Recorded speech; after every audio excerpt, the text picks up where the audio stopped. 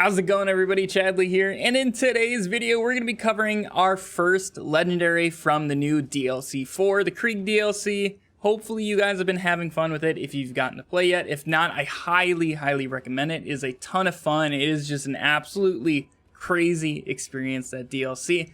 But there's also a ton of legendaries to cover, and also just so many things to update builds with and all that stuff. So make sure you guys are subscribed to the channel for all the videos coming on that here in the near future. But for today's video, we're going to be covering the legendary Hyperion Shotgun, the Convergence. Now, out of all of the legendaries that I've found so far, I haven't found all of them, but out of the ones I have, this has been my favorite so far. This thing has just been shredding. But this weapon is basically a conference call on steroids at this point, and it definitely seems like it is going to be able to come in any element. As you can see right here, I have a fire version, a corrosive version, and a normal version. So most likely you will be able to get all of the rest of the elements, but I'm not 100% sure. But yeah, this weapon is absolutely insane. As you can see right here, I have a ×8 version, which is the redundant version, and then the ×4 is just normal. I personally really like the ×4 better. The ×8, I feel like I'm reloading so much, and I can actually put out way more damage with the ×4 with Leave No Trace, because what this weapon actually does is when you hit an enemy, you're going to get these meteors that come flying in from the side really fast and just kind of go in all these crisscross patterns. There's actually 12 meteors if you hit all of your pellets, and then they will all come down. Obviously, if you have the redundant, it'll be 24.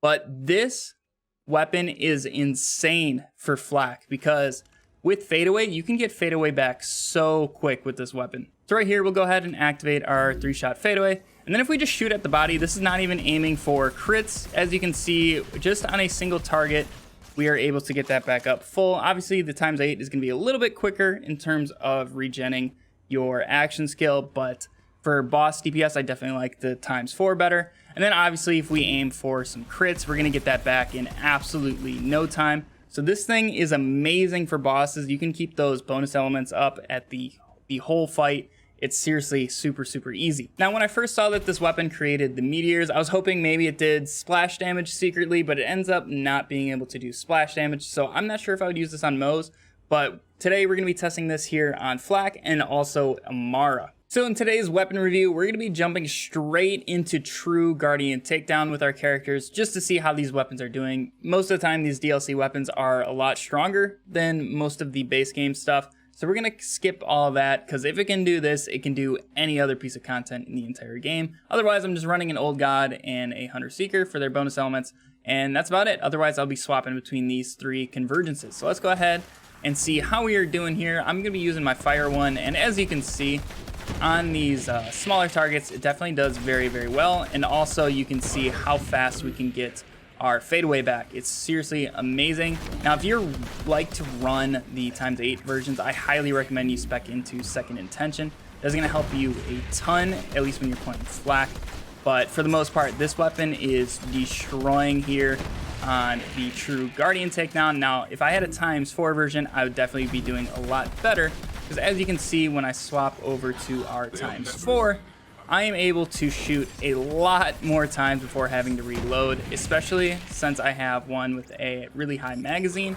It is super easy to maintain that ammo with Leave No Trace. So real quick, I did just want to show off a quick little boss kill here on Grave Ward. Now, obviously, the one I am using is not even close to being perfect in terms of time to kill for Grave Ward. It's just 100 bonus radiation damage, but as we can see right here, we can just absolutely melt Grave Ward. Now, if I had a ×4, we probably would have already killed him, because we wouldn't need to reload. But right there, you can see how quick this thing just absolutely destroys him. 100 bonus incendiary or consecutive hits would have worked way better for this particular kill. But otherwise, let's go ahead and move over to Amara and see how she handles this weapon. So we just made the switch over here to our Wheel of Pain Amara build. And then we're using the exact same convergences that we were using over on Flak. And we're just going to go ahead and jump right into this true Guardian Takedown and just see what happens here. And this gun is kind of nuts. I'm going to start it off with the Ties That Bind, but this is probably going to be the only one that I use.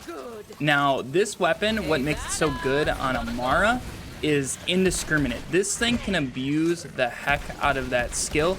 So when there are enemies close to each other, this gun just goes off. With all of those projectiles, it makes it so good at killing enemies. As you can see, we're not even using ties that bind right now, and I can just shoot into these groups, and all of those indiscriminate procs are just going around to everyone, just destroying them. And then when we do use the ties that bind, we can wreck everything. It is absolutely insane how powerful this shotgun is with Amara and abusing her skills and stuff like that. So I highly recommend giving this a try over on your Amara build. So yeah, guys, overall, the Convergence is probably one of my new favorite shotguns in the game. This thing is absolutely insane on Amara and Flak. Flak especially, I think that's where this is going to shine the most. Just with those fadeaway cyclings and stuff like that, this gun just absolutely destroys. You're going to have no trouble taking out bosses or even mobbing with this weapon. It really doesn't matter. And then with Amara, abusing indiscriminate with this thing is super easy. And I highly recommend giving that a shot. Now, I think Zane can make this work pretty decently with like a Sentinel Cryo version.